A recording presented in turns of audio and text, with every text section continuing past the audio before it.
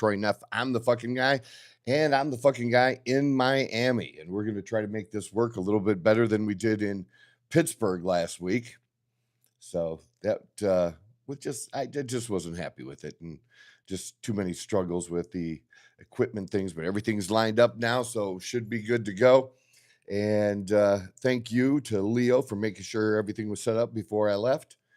Um, so in Miami, we're in Miami. Dawn and I are in Miami for the national championship game. And also, as a byproduct of that, I get to visit my friend Mike, and already got to have a dinner with him at Komodo. If you ever get to Miami, I highly recommend Komodo. And last night, this is a pretty newer restaurant in Miami. I don't know how long it's been there, but it's been there a minute, but newer, and they're expanding. Is Casamigos, and wow, the vibe in there and the energy was it was just crazy. But the food was top notch. It was excellent. It was a place to be. Speaking of places to be, the place to be is as well. When we were at Komodo, I can share with you that seated behind us was the wide receiver for the Philadelphia Eagles, AJ Brown, and everybody left him, with him. And I believe he had his wife, and looked like maybe his mother was with him, and child too, small child. So yeah, that was kind of cool. The dude's way bigger, way taller than I thought he was. And then yesterday, there is a gym here in the Four Seasons Hotel that's available to the people at Four Seasons, and it's also a gym where if you live nearby and you want to get a membership, you can. It's called Equinox, and so we trained there, and that we trained there Saturday too, but came in on Friday, but Sunday yesterday. We get down there working out, I don't know, 11 o'clock or so, somewhere around that, little bit after. But I get down there, and Dawn was doing something different than I was. And she had started her cardio to get her cardio in. And then I came down.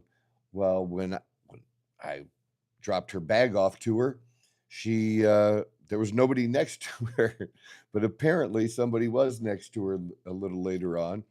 And here's how it goes. I'm seated at a shoulder press machine, and I'm just kind of got my head down. I'm looking at the ground, and can see, people walking by. I can see their feet and stuff. And I look down, I see a pair of super clean, brand new almost looking Travis Scotts that were black and white, and then had the cream swoosh. And I hadn't seen that pair, and it looked super sharp. And I have a couple pairs of Travis Scotts myself, and love those. But I'm looking down, I see those, I'm like, man, cool shoes. Shoe people do that. We say that kind of stuff. And what's so funny then, as I look up, I'm like, what? Oh shit, that is Dana White. And I couldn't even get words out of my mouth to say hi, or what I really would have said is, dude, nice shoes, because other people are going to say, oh, I love you. Like, I'm just going to say you got good taste in shoes. That would have been something. And so I then found Dawn again, and I was like, do you know who was here? And she just smiled. I was like, Dana White. She goes, I thought that was him, but I wasn't sure. I'm like, and you didn't tell me? No, I'm a big fan of Dana White because of what he's done, how he's built his career, and how he's built the UFC into this juggernaut. Um, he's done a phenomenal job. He did a phenomenal job during COVID to continue to give us, some sports, which was not easy to do, but he figured out a way. Not the same without the fans there, but it was still good nonetheless. When you have nothing, he did a great job. And now for him to have this deal with Paramount, and to have the UFC on, the big UFC matches now we get to see. without doing the pay-per-view, and they're getting a shit ton of money. It was a huge deal. Huge deal. Huge TV deal. And the guy just has a really good, hard-nosed business mind. He's no nonsense. He's a loyal motherfucker, and that's shown. He's known Trump for a long time, and he's talked about that before too, about his relationship with Donald Trump. So just phenomenal. I just think it's great that that Dana was here, and it's just that's who you see when you're at the Four Seasons. And I told my friend Mike, who helped arrange the Four Seasons residence that we have. We're in a residency here. It's got full master bath, and then there's another bedroom that has 2 queen beds in it, and a full bath, and then there's a half bath as well, full kitchen, living room. This is nice. This is living good in Miami for sure, and it's been nothing short of spectacular so far. I kind of hate to say it, I really do, because I don't like when I hear other people say it, but a little bit, I'd say that Miami's kind of like Scottsdale, but on steroids. And Dawn said, yeah, but the difference of her is a lot younger, a lot of young people, a lot of beautiful young people in their 20s and 30s, where maybe Scottsdale is maybe more 40 and up, but there's plenty of young people too, and plenty of nightlife and great restaurants and things like that. In fact, I said that Casamigos, they're looking to expand and go to some different places, Las Vegas, New York, and things like that. I'm like, you got to put Scottsdale on that list. That restaurant will do great in Scottsdale. It's that type of fit, that type of vibe, and so that's just my own 2 cents. While we were actually having dinner, though, we did have to check in on the game, and we did. We always do that because Dawn's as big a football fan as I am. But wow, this was crazy this weekend. I I, I really thought the Broncos, for what they did and their comeback and their win, but now to have Bo Nix out with some type of bone break in his ankle or some fucking thing, and him be out. So now you got Steedham, a guy who's thrown as many interceptions as he has touchdowns. He's your guy going into the AFC Championship game, and looking the way that the Patriots looked, which what a hard fought game that was. I mean, that was just brutal. 2 teams just literally slugging it out. Each that defense, the defense on both sides, with the Texans defense that was so phenomenal. Wow. But yeah, not surprised that the Patriots came out on top. They've played like this all season. They continue to, and they're, regardless of what their schedule was, they were all NFL professional teams, and the way they do the schedules is all kind of preset, so you never know. I mean, you play the same team in your division twice. You play the another whole division in the NFC, and then they fill the rest in with teams that are at the same level you finish. So if you finished number 2 in your division, then you're going to play the number 2 team in the East, the West, the North, the South. That's how it works. So it's all pre-done. It's they don't skew it. I mean, there's a formula for it that they have that seems to be a pretty good formula, and despite it, the Patriots having a lot of weaker teams on their schedule compared to others, um, they look legit. They look legit, and there you go. Well, I think the Broncos. I just don't see how the Broncos have a real chance in that one, but we'll see. And heartbreak last night for the Chicago Bears. I was kind of rooting for the Bears, and just didn't happen. Another tough one, especially after a great pass that got them a touchdown inside of a minute to go. very reminiscent of last year's game against Washington. It was pretty fucking phenomenal. And, but I said right then, I turned to Dawn and said, too much, too much time left on the clock. You cannot leave that kind of time on the clock for a veteran like Matthew Stafford, uh, and for him to go down. Now, I thought the officiating was suspect most of the weekend. A lot of things you're letting go, and you know, I get it. The certain handsiness, but when the ball's right there and some guy has his arm over yours, trapping yours against your body, okay, that is pass interference. That is pass interference. And I don't care when it's done in the game. You can't say that, what wide receivers are supposed to fight for their lives then to be able to catch a ball and the defender can do whatever the fuck he wants. Yeah, I didn't know that was a rule, and it certainly shouldn't fucking be a rule. It shouldn't be a rule. So, tough loss for them. And then the Seahawks, 49ers, the Seahawks looked really, really good. The 49ers, just all the injuries, it just catches up to them in the playoffs. It has for 2 years now. And I don't know what they have to do about that. Maybe, obviously, create a little more depth. But when their team is healthy, they're as good as any NFL team. They are really, really good when they're healthy. But when Brock Purdy doesn't have good options, or people when it's just him, that's not going to be enough. That's not going to win games against the best teams. And I'm going to be honest with you. I don't like the Seahawks. Maybe that colors my bias a little bit, but I'm a Pittsburgh Steeler fan, and so we do have, now living in Arizona, we have season tickets to the Cardinals. The Cardinals play the Seahawks twice a year. And so I've gotten to see their fans, and they're absolutely obnoxious. Some of the most obnoxious fans I've ever come across in the NFL. I have friends that are Seahawk fans, and I bless you, but being in a stadium with them when they do this little bird squawking thing they do, most annoying fucking thing ever. You literally want to hit somebody in the face.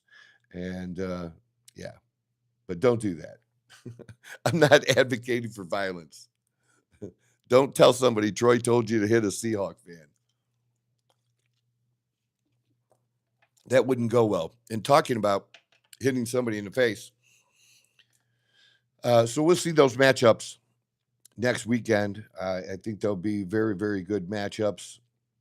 My prediction, I'll give you real quick. It's real simple. I think the Rams beat the Seahawks, and I just told you I was biased, so you can weigh that into it.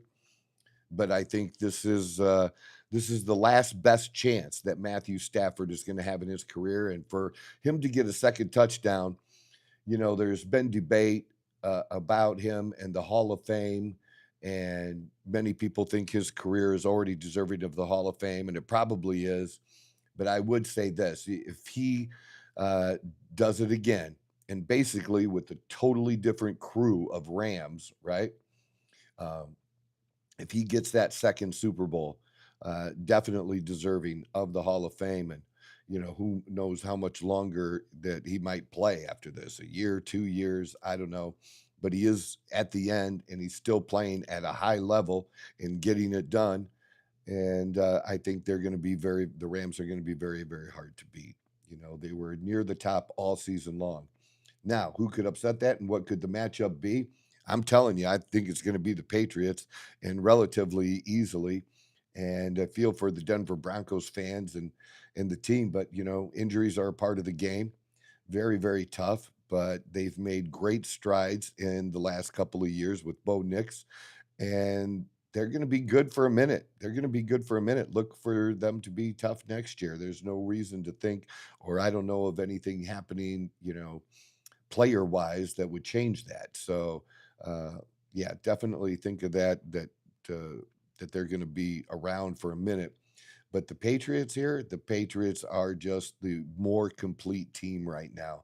And that defense, the way they played against the Texans, man, they can beat anybody. I mean, that's what I expected from the Steelers defense, the highest paid defense in the NFL. That's what I expected, was that. So that defense, what a matchup that will be for the Super Bowl. Rams versus the Patriots. And, hats off to the Patriots organization. They went through a slump and they sucked for a minute.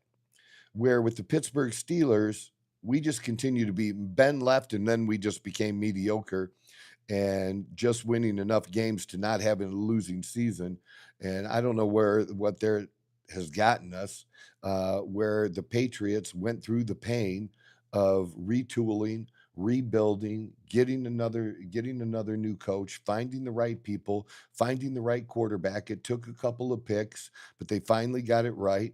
And look at them now. They're going after Tom Brady's last Super Bowl with them and his retirement, leaving them. And now that's not that long a period of time, really, where the Steelers, it's been a longer period of time, and we're nowhere close to this and haven't gone through that pain, and maybe we should have. So it just shows you some of the benefits of that. But hats off to that organization, and just great, just it shows. It's the top organization in the NFL, and for them to be rebuild like this and be right back at it, that says a lot about them. Robert Kraft and his crew. So I was talking about punching, right? Just crazy. Got some crazy stories. Um, I I got to tell you, I'm not happy. I wish I could share some of these videos with you. And we were doing the podcast, back in our studio in Arizona, but I'm going to talk about some of the actions of ICE that have been going on that have been it's just been crazy what people have been doing. Um, let's see if I can. Okay, is this gonna let me do that? You had people. This is insane. Okay, my pad's not working. That's great. Of course. Of course.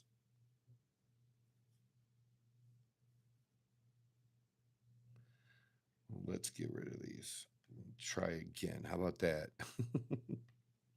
All right, let's see if we can bring it up now. But I don't know if you've seen it, but it just happened yesterday, and we had these these people. They don't like Christians either. And is it surprising? I mean, that the left doesn't like Christians. What's really surprising is how much they defend Islam. That they'll defend. And of all the religions, tell me which one treats women the worst. Then look at Muslim countries and see women covered up, can't drive, can't go to school. That's still a thing. Now, not in all Muslim countries. Things have been changing in Saudi Arabia and stuff too, but they got a long way to go. And you talk about civil rights, and these are the people, though, that you're defending. You people on the left, you're defending these people, but you're attacking Christians. And just because they thought, and it may be true, and it doesn't matter if it's true or not, that this pastor was affiliated with ICE or had a position and worked for ICE, and they decide to storm a church in Minneapolis, dozens, it says dozens. And so by dozens, I figure that's got to be dozens, has to be three, right? Or more, because a couple dozen, that'd be 24. If you say in dozens, you mean more than that. So you're probably looking at 30 to 50 people. Probably. I don't know how many. I wasn't get a count. And that's really all that the reporting was dozens.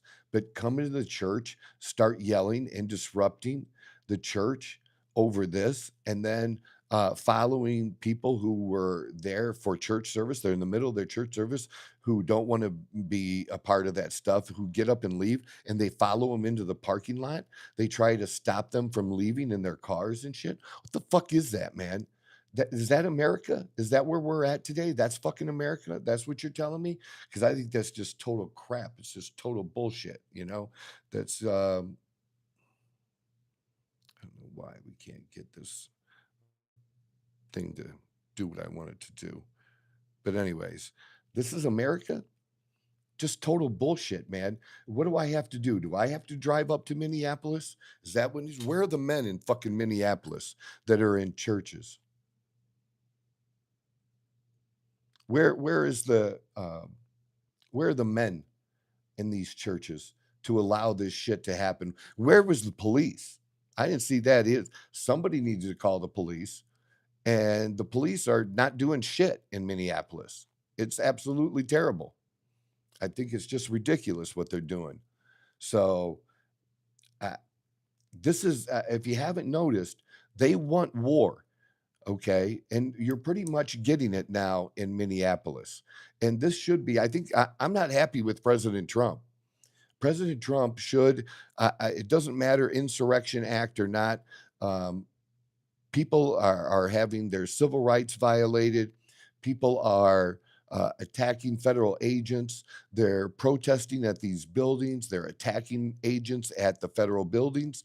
The National Guard should be there to protect them. And if the cops won't be, then Trump should be sending in troops to be able to do that.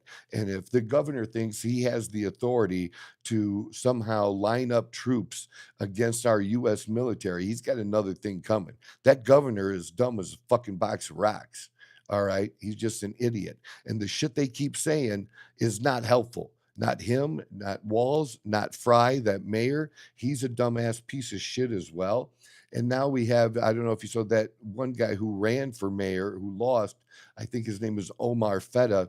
He's talking about having a no-go zone in Minneapolis. A no-go zone? You mean someplace like they have in Europe where I can't go? I can't go because you think I'm a white supremacist? And what's going to give you the sign that I'm a white supremacist? My red MAGA hat?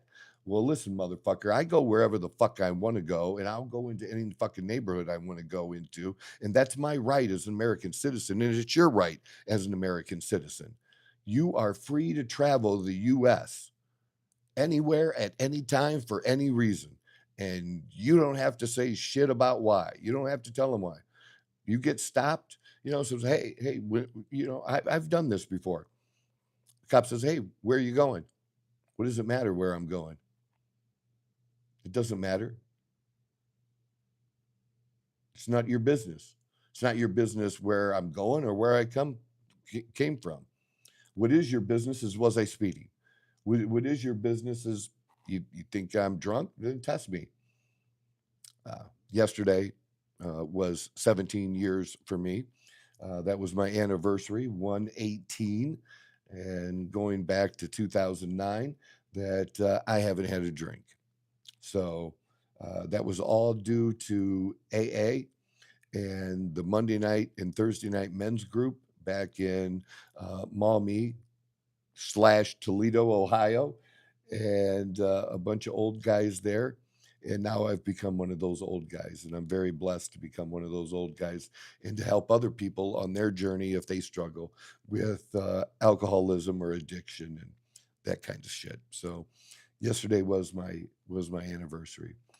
But look, we can't allow this shit. We can't allow, this is just outrageous behavior.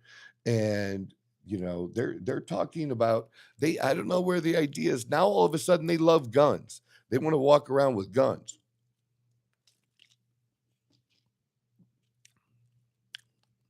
We are better equipped, we are better armed, and we have more ammo than you fucking assholes do.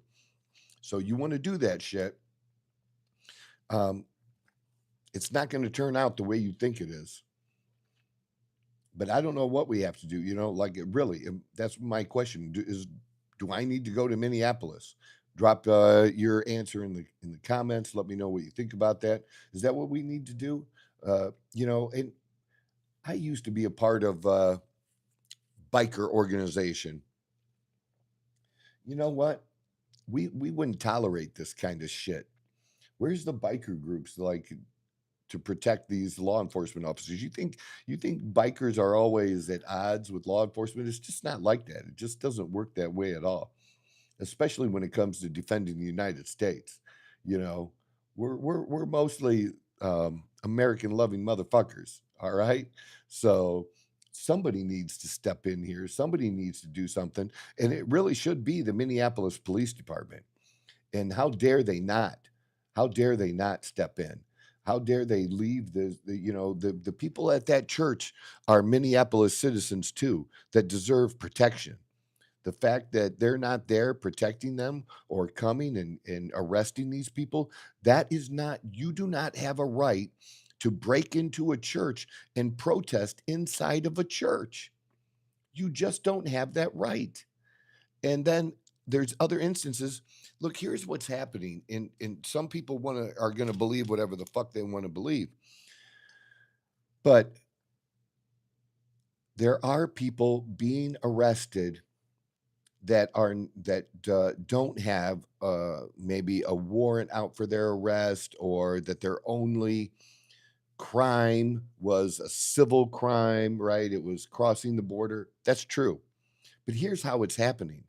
They're going after these people that are rapists and murderers, thieves, thugs. They're going after these people. And when they find these people, sometimes they're not alone. And those people that they're with are checked. And when it turns out one of them are a legal alien, even though their name wasn't a warrant, they arrest them too.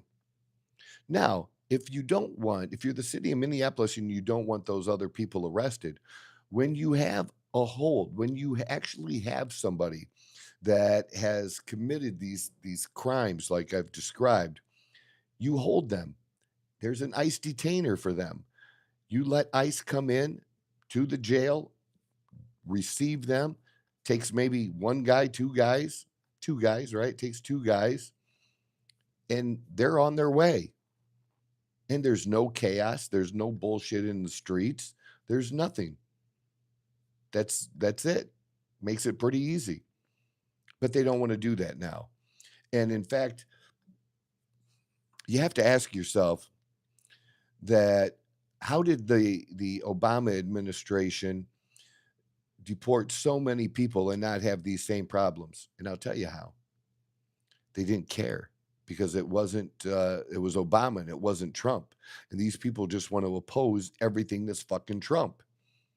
That's it. That's the bottom line. They want to oppose everything that's Trump. So Trump doing it is bad. So now they're out there. Even though Obama did the same exact thing, they didn't give a shit. They don't really care about these illegal aliens. They don't care about anybody else's civil rights. What they care about is getting rid of Trump, and they hate Trump, and they think this helps them in their cause. That's what it is. That's just what it's like. But this is nuts. I will give a little bit more of this, because I don't know what's going to work in an investigation, honestly. Oh God, I hate when this does it. All right. The ads and shit when you pull up like Fox News or something, or any news, and then there's these games they want you to download. It's like, I'm a fucking adult. Like, okay, I don't want your bullshit game. What I want is the article that I was looking for. Trump administration is launching an investigation after anti-ICE agitators stormed a church in Minneapolis. Dozens of agitators burst into the city's church sanctuary. Roughly halfway through the service, attendees of the church told the news the mob stormed the building, believing that one of the pastors is the acting director of ICE's St. Paul field office. Top level members of the administration vowed an investigation after the unrest on Sunday. I spoke to the pastor in Minnesota whose church was targeted. Attacks against law enforcement and intimidation of Christians are being met with full force of the law, according to AG Pam Bondi. If the state leaders refuse to act responsibly and prevent lawlessness, the Department of Justice will remain mobilized to prosecute federal crimes and ensure that the rule of law prevails. White House Press Secretary Leavitt condemned the attack in a statement on social media. Footage of the event showed a crowd disrupting the service with shouts. Attendees told them that the agitators followed them into the parking lot as they attempted to leave, with some surrounding vehicles and trying to block them. I'm telling you, you motherfuckers bang on my car. I'm getting the fuck out and I'm going to take out as many of you as I can. You're going to need 10. You're going to need 10 to help you because you can't take me 1-on-1, 2-on-1, 3-on-1. I'm going to fucking destroy you. This is just, I'm so sick of this shit. I'm so sick of reading about it and nothing being done. Nothing being done. These people are just so fucking crazy.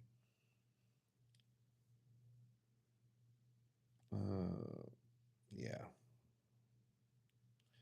Meanwhile, Minneapolis Mayor Fry has defended anti-ICE protesters pushing back on federal officials who have described the demonstrations as dangerous or lawless and rejecting claims that the state and local leaders are responsible for fueling the unrest. And he absolutely is for the things that he said. They're literally telling these people to follow ICE around. Who ever thought it was a good idea? Did you ever really think it was such a fucking good idea to go around and do what? Follow the cops? You think that's such a thing? That just seems outrageous. Follow the cops around. I'm going to follow the cops around and see where that gets me. Yeah, for sure. I guess so. Yeah, if you don't care about Minneapolis in the chat here, then okay, you don't care. I don't give a fuck that you don't care. What you can do is move on. Or you have such nothing going on in your life, you want to keep commenting here, please do. It'll just help my algorithm. So there's that. I don't give a fuck, dude. I don't give a fuck what you care about. I do this show about what I care about. And for those that are interested in that, it's for them. If it's not for you, that's okay. So there's that. And I don't know, somebody, what was it? Timmy Tough Guy? I don't know what that is. You know what? Do I think I'm tough? I'm tough enough. Yeah, that's it. You guys are behind a fucking keyboard doing bullshit. So fuck you. It's that easy. So more on this. I don't think Trump's doing enough, which is my whole point. How far does this have to literally go before we do more? It has to be more, right? Doesn't it have to be more? And Ilhan Omar, she's another one that has been promoting this. It's just fucking nuts, man. And the things that she said, I had, like I said, I had some videos, but we're not going to be able to get to those videos with me being in Miami today. But if they're relevant later on, we'll share those later in the week. Wednesday, we're going to air the Thomas Davis interview, TD Smash. TD Smash is a great guy. He had he has the record for or set the record originally for Raw Bench. It's been broken since, but that was done by a friend of his, Julius Maddox. But just a great story about him and his journey in lifting weights and what he does, and now trying to also not just be a big guy, but be a big healthy guy too. So that's pretty cool. Pretty cool. So let me see if I can get one of the other stories that I had to pull up. See if that works. So that we did the church. That was. Oh, here's the one. Yeah, this literally exactly what we're talking about. There's a viral video going around that shows an ICE agent talking. He's in his vehicle and talking to the agitators, talking to these. They're not protesters really at this point. Really, they're obstructionists. They're more than just protesters. They're not protesting in the way that we've normally done protesting. This is the type of protest that causes severe unrest and injury and even death, and it can happen on both sides. So, viral video on social media yesterday appeared to show agitators interfering with an ICE operation that was targeting an alleged child sex offender in Minnesota, which is exactly what I said. They're going after these people who they do have a warrant for, and in the process, if somebody else is possible to that they're illegal too, they're going to take them too. Viewed more than 750,000 times, probably a million by now. Shows an ICE agent confronting people in St. Paul who he said were honking their car horns and disrupting federal officers as they attempted to take the suspect into custody. They just want to think that it's just an American citizen. We went over the numbers last week, and the numbers were then at about 170 Americans who had been detained out of over 600,000. Over 600,000. It was like 0.00027 something. It was such a small fraction of the number, and those American citizens who were detained, they were detained, and then they were released. So there you go. So you're going to interfere. Like, I thought they hated pedophiles. No, they just hate Trump and want to call him a pedophile. They don't really hate pedophiles. Okay. They've never cared about sex trafficking ever. That's why they allowed open borders. If they really cared about sex trafficking, they would not have allowed open borders, because that's became big business during the Biden administration. The agent then points to a nearby vehicle. That vehicle right there is honking and impeding our investigations while we're trying to arrest a child sex trafficker or offender. That's who you guys are protecting and saying. The video then cuts to the agent standing in the snow beside a vehicle, repeatedly honking. Trust me, I understand. The agent tells someone inside the car before they slam on the horn. Yeah, that's just brilliant. What do you think you're doing? Or who do you think you're helping? You did that fucking bullshit like that, really? In another moment, the agent is seen speaking with occupants of a different vehicle who appear to question the legitimacy of the arrest because they think every arrest is illegitimate. So, of course, they're going to say that, right? Do you expect anything else? Responding to the video on X, Homeland Security, DHS Assistant Secretary Tricia McLaughlin on Sunday praised the federal law enforcement officers for continuing their work amid increasing resistance. So it's not stopping it. They think they're stopping the arrest. They're not stopping the arrest. And whoever random thing is, yeah. Hey, keep that up, man. Show your love. Appreciate that. Yeah. Just anything. Just comment anything. That works for me. Appreciate that. Let's see.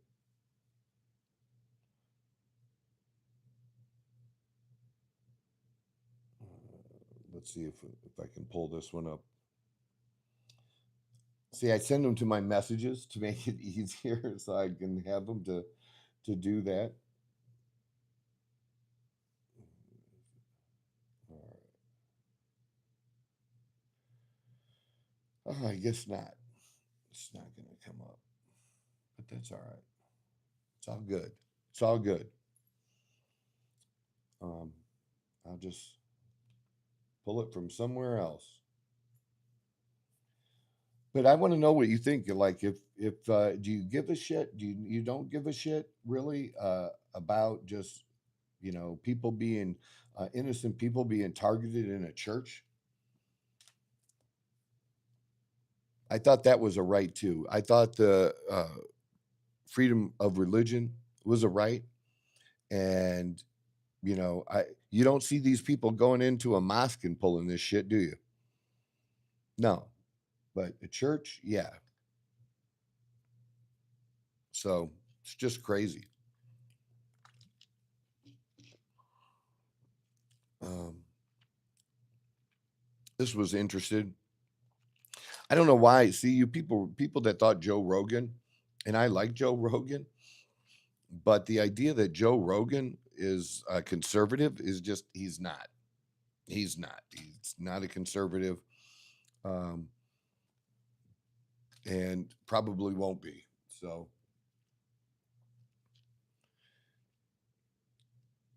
in February 1968, this is from the Wall Street Journal. President Lyndon Johnson famously lost Walter Cronkite when the renowned news actor told Americans he could no longer accept the president's assurances about the war in Vietnam. This week, President Trump may have lost Joe Rogan for the prosecution of his own war, this one on immigration. Outwardly, at least, the most trusted man in America may bear little resemblance to Rogan. The world's most popular podcaster, one is scarcely imaginable without a coat and tie. The other tends toward muscle t-shirts and hoodies. But in one regard, they overlap. As Cronkite was in his time, Rogan is now an essential barometer of national sentiment in a fractured and suspicious age. He's the weather vane. Doug Schoen, a political consultant who advised Clinton, is now a regular analyst on Fox News, said of Rogan.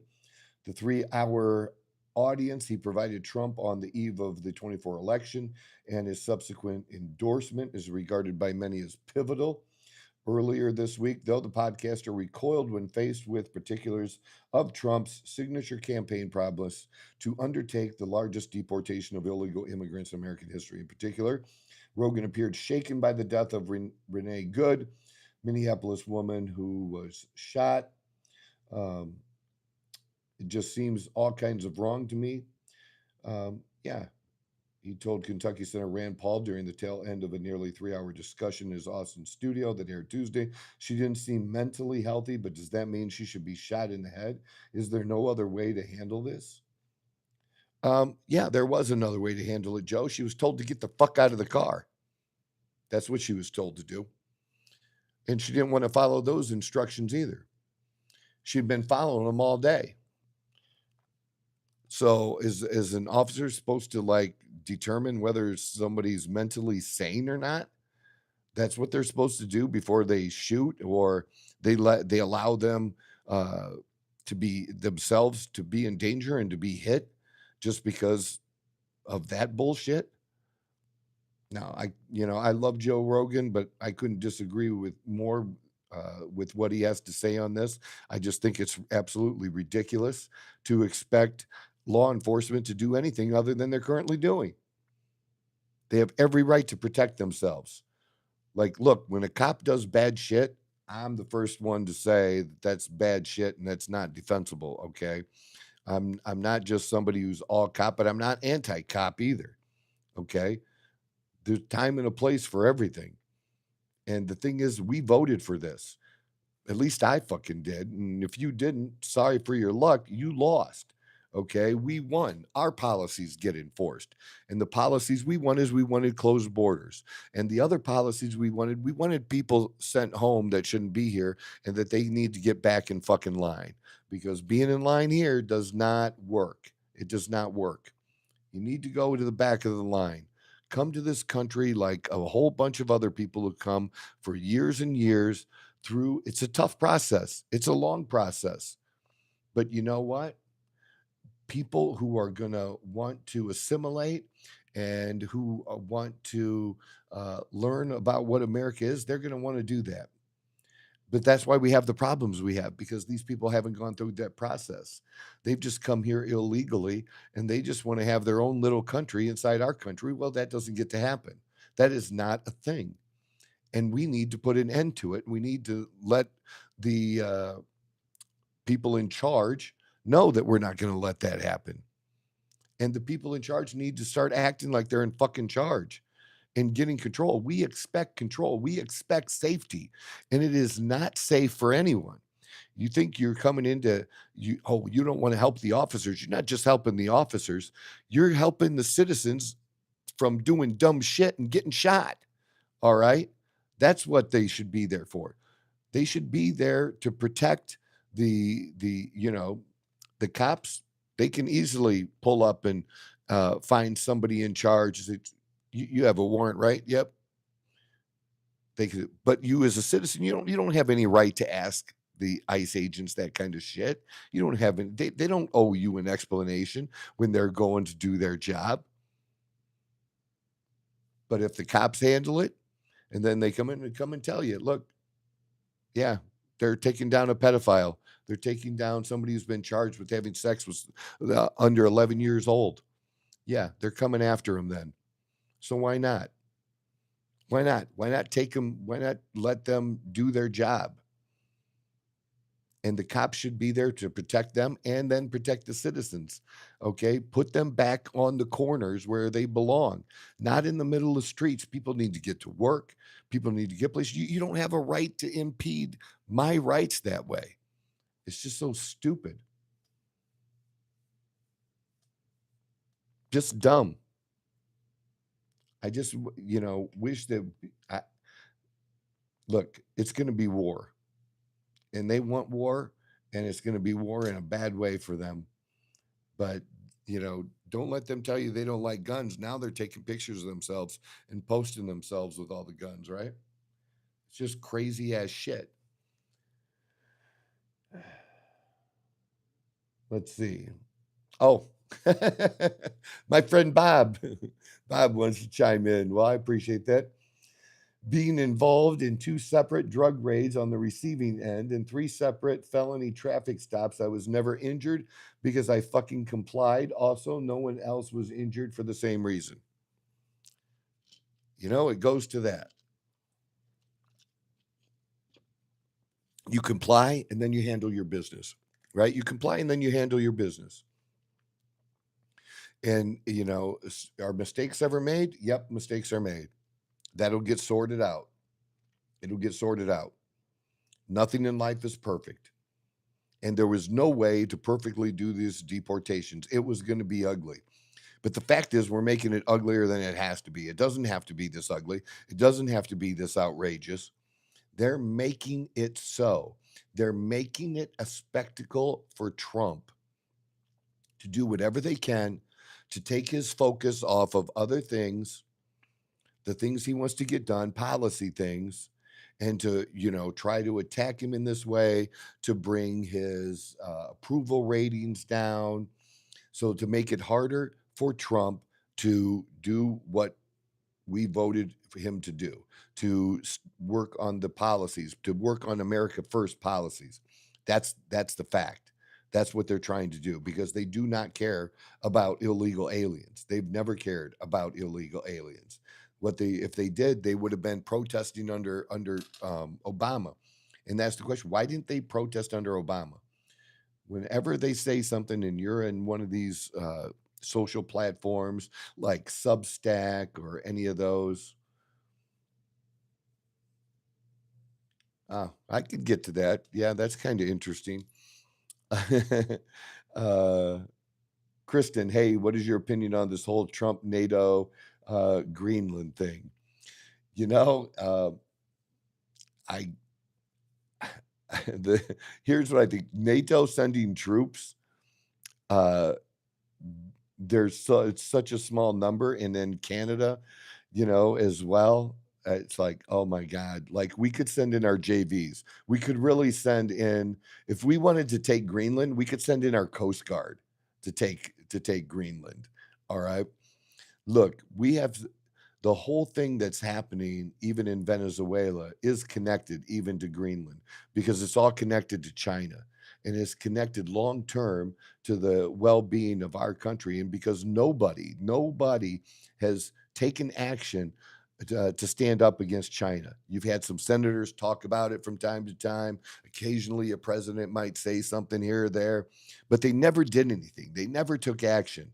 Well, there's one guy that has taken action and knows that we couldn't just continue on the path that we were on, and that's Trump. So, look, NATO doesn't exist without us, really. And I think part of what Trump has been doing in regards to NATO is to, in these kind of things, force them to rethink their security. And they are. If you look at the statements, what they're doing is they're saying, hey, we need to focus on ourselves. And some Americans don't like this because oh, you can't count on the United States. Yeah, you can count on the United States, but we shouldn't be your first line of defense. You should be your first line of defense. And because we have been covering these assholes for decades now, okay, with your tax dollars, right, is the reason that they have free health care. You would have free health care. You could have free health care. We could have a balanced budget.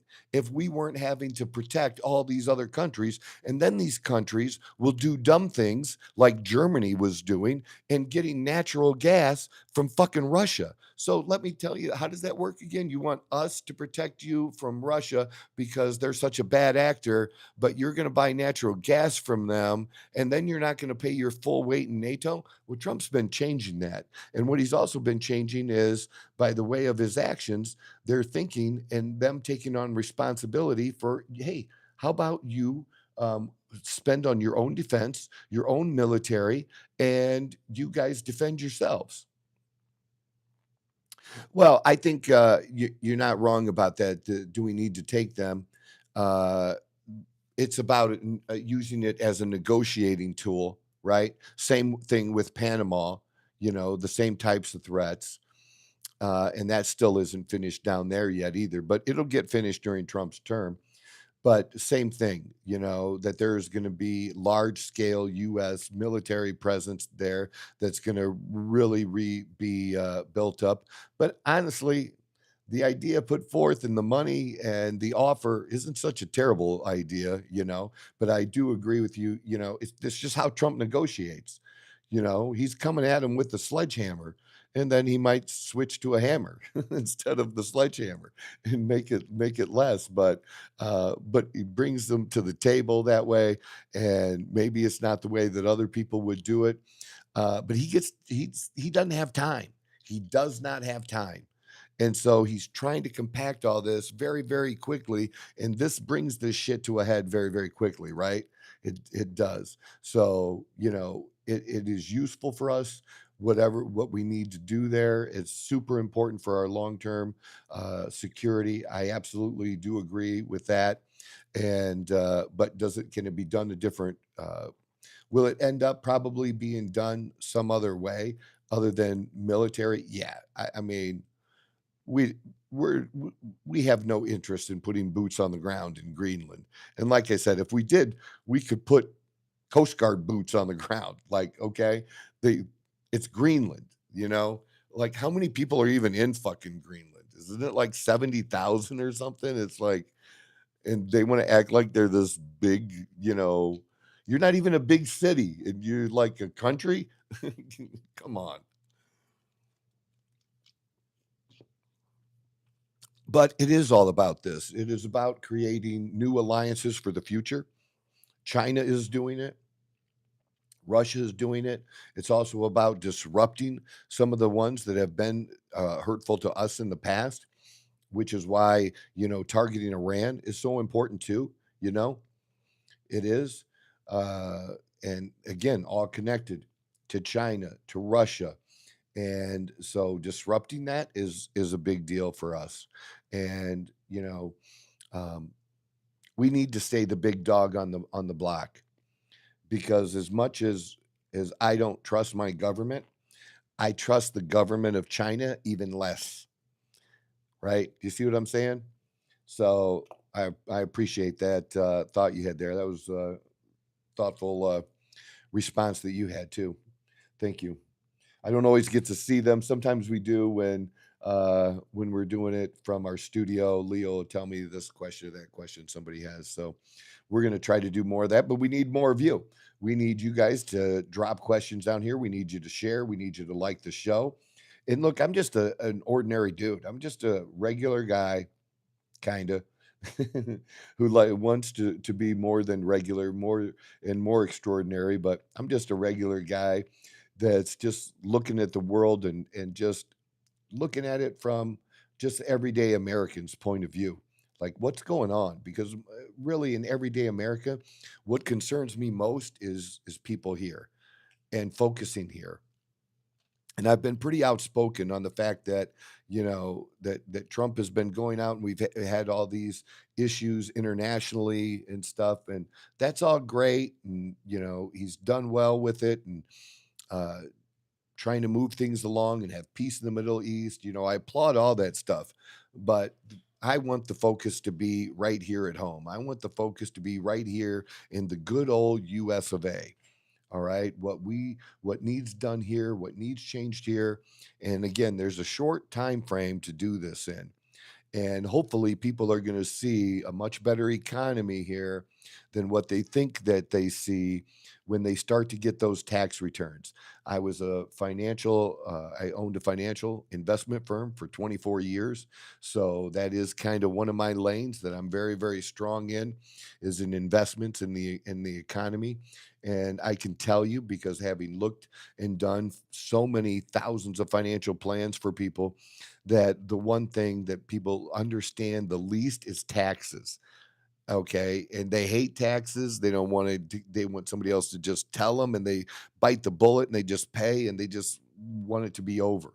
Okay, but what I'm telling you is that there was a big change in the tax law last year, and then most people didn't make any changes to their W-9s, which means instead of money, because of those changes coming to them and being in their pocket every week or every 2 weeks, however they get paid, um, that money was still taken out of their checks that didn't need to be taken out of their checks, and they're going to be getting larger tax returns in starting very soon in a few in March and February, May. People are going to start getting larger tax returns than what they have recently and in the past, and they're going to say, hey, well, something caused this, something good happened here. All right. I don't understand it all, but this seems like a good thing. So people can't maybe understand all the little nuances and stuff, but what they can understand is they can understand the money they get back being more. And that's why I talk in that kind of language and stuff, and why I did so well as a financial advisor during that time is just talking in plain English to people. And that's what I do, and I'm pretty good at it, and what we're trying to do here, and just bring people together to just, sound off, and you don't have to agree. I'm not looking for a whole bunch of subscribers that agree with me. In fact, I want a whole bunch of people not to agree with me. I don't give a shit. Okay. What I do give a shit is about real talking. And you're going to get some assholes in here that are going to be nasty and say nasty things and stuff. And that's just because that's just humans. There's a bunch of nasty humans out there, and a lot of them are online, right? And that's the only way they can express themselves, and the only thing they have access to, because they don't have a life and they don't have any friends. Well, they can target that shit at me. I'm fine with that. If it helps us grow, I'm all for it. And you can help us grow again by just sharing the clips, a bunch of different clips out on YouTube, on TikTok as well. We have the TOLAP account now, besides my own personal account. We're really hitting all the platforms, and it's going to grow. And like pretty soon, you're going to be able to see the show on Rumble. And some other places too. We're really trying to spread that out. But I think Rumble is going to be a very good place for us, because I think that's where a lot of my peeps are. You know, men who want to be fit and want to make money, and are red, white, and blue.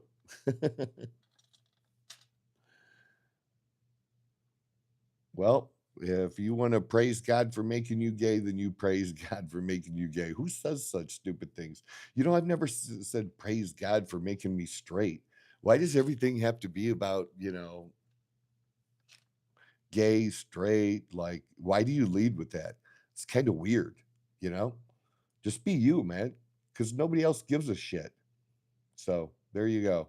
Or is it the cross? Does the cross bother you? Was that it? Is that what made you say the stupid comment? But I appreciate your stupid comment. Don't get me wrong. Make more of them. It only helps, I promise.